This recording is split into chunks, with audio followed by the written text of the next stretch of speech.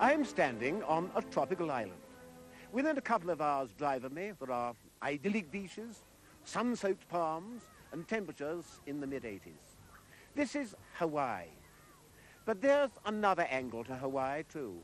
A region of thin air, icy cold, and winds up to 150 miles an hour. And that's where I am now, on the top of Mauna Kea, nearly 14,000 feet above sea level. In the distance, I can see the great shield volcano Mauna Loa, which certainly is not extinct. In fact, it erupted violently not so long ago. Mauna Kea is a volcano too, but it's dormant. It hasn't erupted now for over 4,000 years. And I sincerely hope it won't, because one of the world's major observatories has been erected here. There are telescopes from many countries, and two of these are British. NEWPORT was the first. It studies objects at infrared wavelengths. And then there's this one, the James Clerk Maxwell telescope, or JCMT for short, officially opened a few months ago by the Duke of Edinburgh. And its job is to study objects in the microwave regions, for example, in the gas and dust areas where fresh stars are being produced. It's a curious-looking instrument. What are the main problems of erecting a building like this at this altitude? We have to start considering the problems back in the United Kingdom, because the logistics of getting large, heavy pieces of material up the mountain give us quite a bit of concern. So it feeds back into the design problem as well, onto the size and shape of pieces we can transport. And we also even have trouble with getting the items here. Rather funny story that the ship that was coming out, in fact, not only was carrying our equipment, but we found also had some explosive on it, which gave us, as you can imagine, some very anxious moments. And following on from that, we had a bit of problem getting it into port, but nonetheless we managed.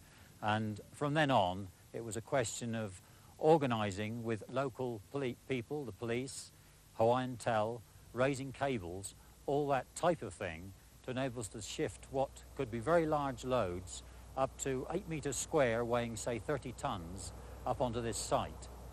Having got here, of course, the difficulties of working at this altitude give us problems. People don't think so well up here, and if we get a serious problem, we sometimes find the thing to do is either go down lower altitude ourselves or ring down and discuss the problem with a colleague. This, in fact, helps us to resolve that sort of problem. One major component was the backup structure for the antenna itself.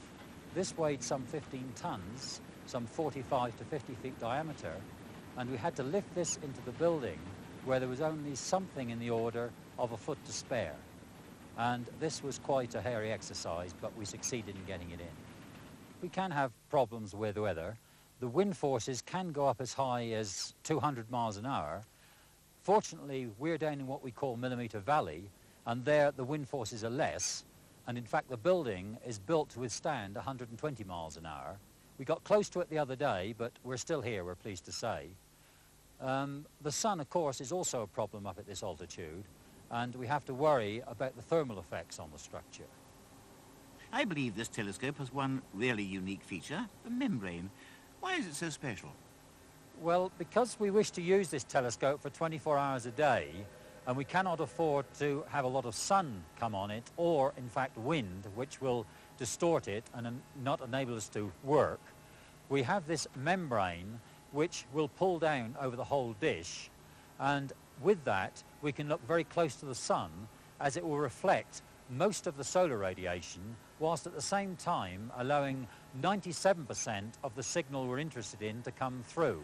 The telescope is supported on 4 drive rollers which provide the drive system, and they in turn sit on a very special track which has to be level over the full diameter of 10 meters. We also have the problem of getting power across to the antenna itself from the fixed part of the building to the moving part, and we do this by means of a cable turner. This can best be described as a bicycle chain on its side, along which the cables are strung. This enables us to move the antenna itself some 450 degrees with one end fixed. The telescope itself is supported from a central plinth which gives us radial location, and in fact takes 90% of the load of the telescope, and this leaves 10% sitting on the main drive rollers. This is sufficient to give us traction without putting too much load on the track, and also makes the telescope itself easy to turn. The signals, when they come in, bounce off of the primary reflector or dish. From there, they go up to the secondary reflector. This is supported off a tetrapod, and from there, they get taken down onto a third mirror, which is situated inside the receiver cabin. That mirror can be turned to face the different receivers. In this case, it's facing a receiver here, which is a heterodyne receiver. This is of the radio type. An ordinary radio receiver that you use in your home is actually a heterodyne receiver. But of course, the thing that's different about this receiver is it's receiving much shorter wavelengths. The wavelengths you use on your receiver at home are at least this big, maybe up to hundreds of meters long. Here we're dealing with waves which are only a millimeter, roughly, between the wave crests. This means that many things about it are very special. First of all, the signals come in as if they were waves, as if like light, so we bounce them off mirrors. They don't have to be terribly good mirrors at these wavelengths, but they're nevertheless mirrors. And then it comes into the receiver, and then the heterodyne part of it is that we have generated inside this receiver a second signal. We call it the local oscillator, and we bring together the local oscillator with the astronomical signal in the mixer. Now, the way this is done is that the two signals are first combined while they're still optical waves. They're brought down into the dewar at the bottom here, which is cooled, and inside there the waves are focused down onto a minute diode, in fact only about 1 micron in diameter. And that diode causes the two signals to be mixed together so that we can detect them. The diode is cooled to about 10 degrees above absolute zero by this fridge that you can hear chunking away in the background. There are actually a number of different types of detector that we can use at millimeter wavelengths. Some of them come from the radio tradition and some from optical and infrared astronomy. Another type of detector that we have on this telescope is a bolometric detector. That's to say that it's one that picks up the heat from these distant astronomical sources. A very minute amount of heat, but if we cool the detector down, we can detect those signals. Now, that's a fairly large detector, so we have it out on the Naismith platform, and to get the signals out to it, we have another mirror that comes in and sends it out through the axis of the telescope, through the elevation bearing. We have two levels of cooling. First of all, there's an outer jacket, which is cooled by liquid nitrogen, which is about 200 degrees below zero. And then inside that is a container with liquid helium in it. That liquid helium is at only 4 degrees above absolute zero. And then to get it even cooler, we have helium-3, which is a special isotope of helium, which is cooled down to less than 1 degree above absolute zero. The other thing that's important about this type of detector is that the signal needs to be switched, and for that we have to use the chopping secondary to make the beam go backwards and forwards. So what we're measuring is in fact the minute difference in the temperature when we're looking at the radio source and when we're looking at a neighboring piece of sky. Now, of course, the temperature differences that we have to detect are immensely small, maybe only 1,000th of a degree centigrade, but with a detector of this sensitivity we are able to see very distant objects. In fact, during the commissioning stage, we used this instrument to detect the first quasar that we've been able to see with this telescope. That was the famous object 3C273, which, as you know, like other quasars, is a galaxy where something very explosive has happened in the center of the core, and it gives off emission at just about all wavelengths. We're particularly interested in the millimeter emission because it varies very rapidly as explosions occur in the core of the galaxy. You may ask, why study these sub-millimeter or microwave signals? The reason is that they can tell astronomers things that other wavelengths can't. We're particularly interested in the way in which stars are born, created inside the swirling gas and dust clouds that we call nebulae. Visible light is blocked out. Microwave radiation isn't. And that's only one of the many aspects of microwave astronomy. Therefore, this requires a telescope that's highly accurate and very sensitive. Is the project manager, Dr. Ron Newport, happy with the preliminary results? Yes, indeed. We, of course, saw first light in early December, and since then have actually measured spectral lines from the Orion Nebula, and done quite a lot of work on the tracking and pointing, which is of course vital to a telescope of this accuracy. Well, here we are, nearly 14,000 feet on the top of Mauna Kea. Do you think this was the best possible site? We believe so at the time when we made the decision in 1982, and we have not found anything subsequently to suggest that we were wrong in making that decision. Are there any real problems connected with the altitude? Yes, indeed. It does, in fact, cause problems for some people, and it's very difficult to tell in advance who those people are. They may suffer from migraine or blood pressure or similar ailments, and they can, in fact, become quite ill. And the only thing to do is to take them down to sea level and get them back to normal atmospheric pressure. We are nearly at the end of the commissioning period. Has it all gone well? I think it would be wrong to say it's gone completely smoothly. We've run into the sort of problems that often happen in the commissioning stage, reliability of equipment, things not actually working exactly as you expected. But generally speaking, we have had no exceptional problems to deal with so far. How many nations and how many organizations are involved in the whole project? There are two nations and two organizations principally, namely the British and the Dutch, involved in the construction of the telescope. In the UK, there's also a very strong collaboration with the University of Cambridge, who've been actively involved in the design of the telescope. And when we finished the telescope commissioning, it will be handed over to our sister organisation, the Royal Observatory, Edinburgh, which will operate this telescope along with the Euclid infrared telescope. It's a huge structure. What were the actual specifications you had to meet? The major requirements were to build a telescope sufficiently large so that it was sensitive to distant sources and had good resolution, which is directly dependent on the diameter, but in addition had to have a surface accuracy of 50 microns over the whole 15 meters diameter. Can you make that a little bit clearer to our people, do you think? 50 microns? That's about the sort of thickness of a piece of paper. So if you can visualize the thickness of a piece of paper over 50 feet, which is roughly what the diameter is, I think that gives you a clear picture of what we're talking about. That must have taken a great deal of doing. It has indeed, and it affects the design in many ways. One has to accommodate a whole range of factors which contribute to distorting the surface.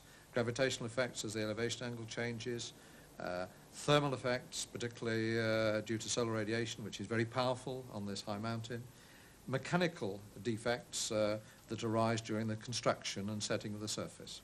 There are some novel features about this telescope, aren't there?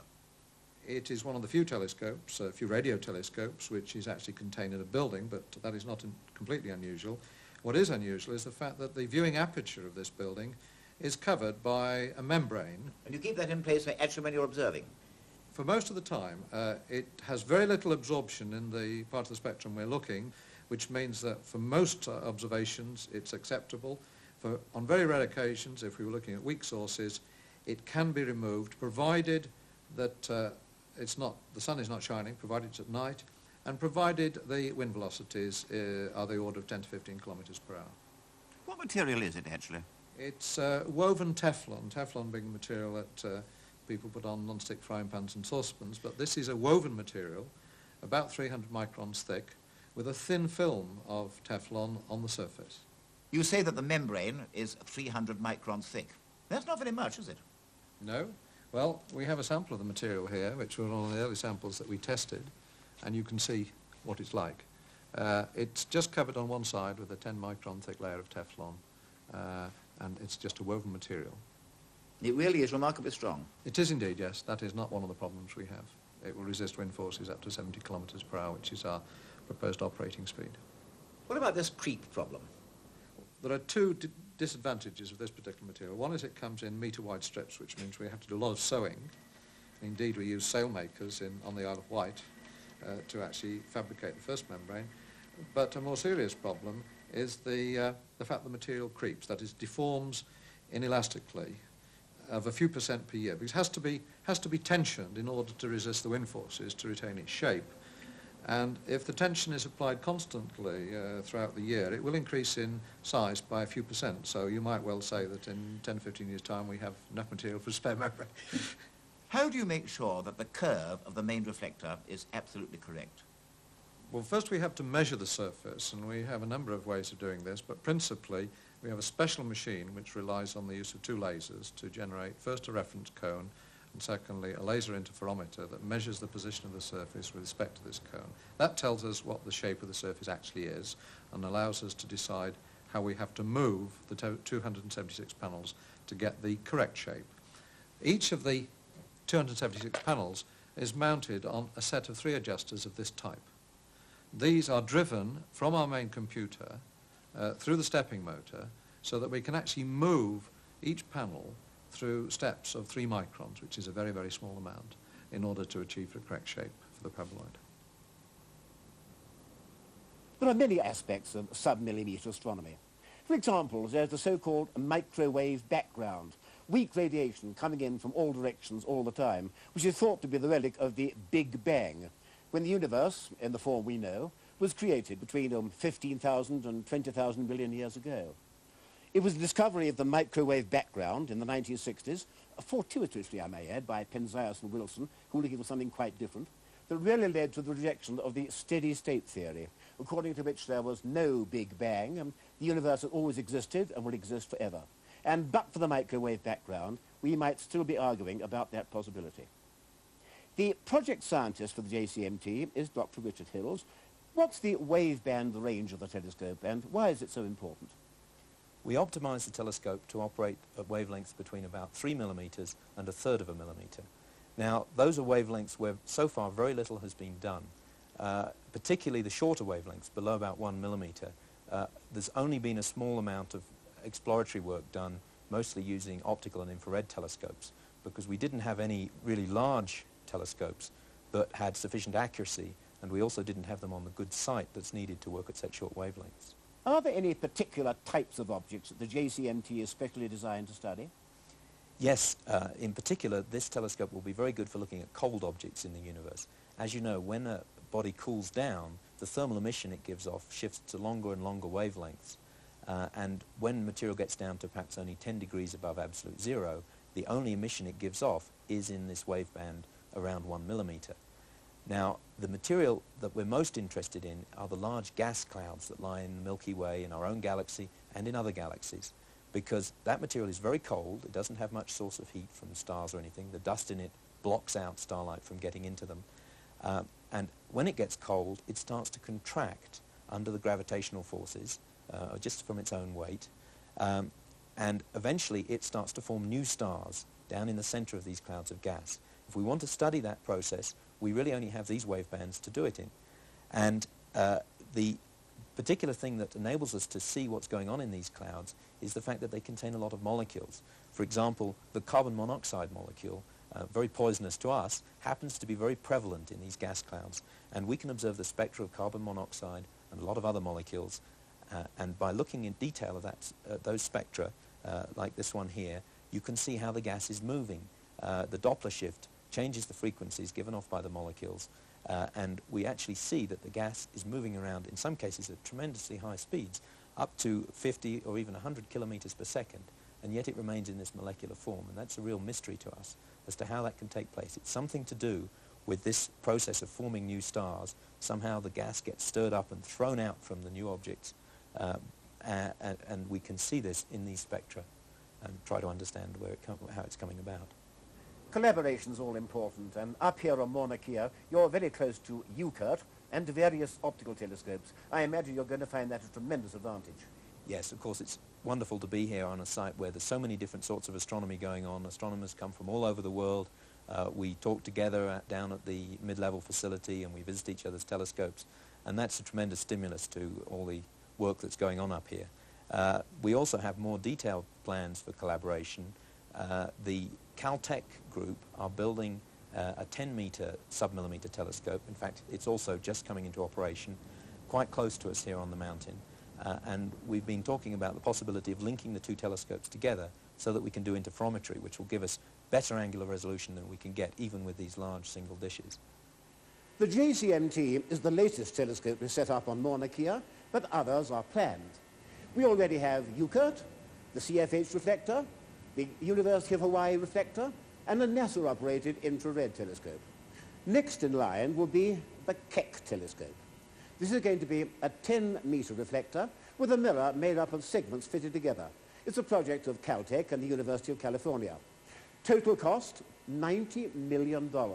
And of that, $70 million has been met by Mr. Keck, hence the name.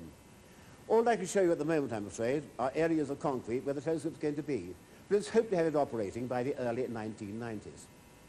But meanwhile, one telescope that's been working well here for years has recently had a great new addition. A new infrared imaging system has been developed for UNICURT, United Kingdom Infrared Telescope, by the Royal Observatory, Edinburgh. Dr. Ian McLean explains how it works. Infrared radiation from the telescope is fed into the infrared camera by reflecting off two gold-coated mirrors. Inside the camera, the heart of the instrument is this new solid-state electronic imaging device with over 4,000 separate individual infrared detectors. I should explain that until now we have done infrared astronomy by using single-element sensors, laboriously mapping the sky by actually moving the telescope from one position to the next. With this new innovation in technology, we can image an entire infrared scene in one single shot. EirCam also has many other nice features. It is a cryogenic instrument cooled with liquid helium to make the detector extremely sensitive. It is a highly automated instrument under computer control with carefully thought out software that enables the astronomer to use it very easily. The signals are digitized here at the telescope and fed through to the control room where they are displayed on a television monitor so the astronomer can see immediately what he has observed. For the first time, we have been able to image the magnificent star cluster in the Orion Nebula. This star cluster is hidden from the sight of our optical telescopes by a kind of interstellar fog. Infrared radiation penetrates that fog more easily and allows us to see the embedded stars within. This is an ordinary optical image, and here are our infrared pictures. Here are the trapezium stars, which are well known at optical wavelengths, and to the north of them we see a bright cluster of infrared sources which does not appear at all in the standard optical picture. This result alone demonstrates the power of the new camera, but it's only the beginning. There are no other detectors that can easily do this. Infrared astronomers have had to work with single-element detectors laboriously mapping the sky point to point. There is no other detector which can make an infrared image. Is it suitable for other infrared telescopes? It's very suitable for other infrared telescopes and indeed for some optical telescopes also. In fact, I confidently predict that within the next 3 years, all major infrared observatories will possess cameras like EirCam. In fact, the advent of this new technology will have a much greater impact on infrared astronomy than the coming of charge-coupled devices or CCDs to optical astronomy. Finally, infrared astronomy has come of age. UNICURT has been on Mauna Kea for some time. The JCMT is entirely new. But I think we can all be proud that British firms have played such a major part in the design, development, construction and commissioning of both these projects. And I know that before long we're going to have some really exciting news from this great new observatory on what we may so justifiably call the roof of the world.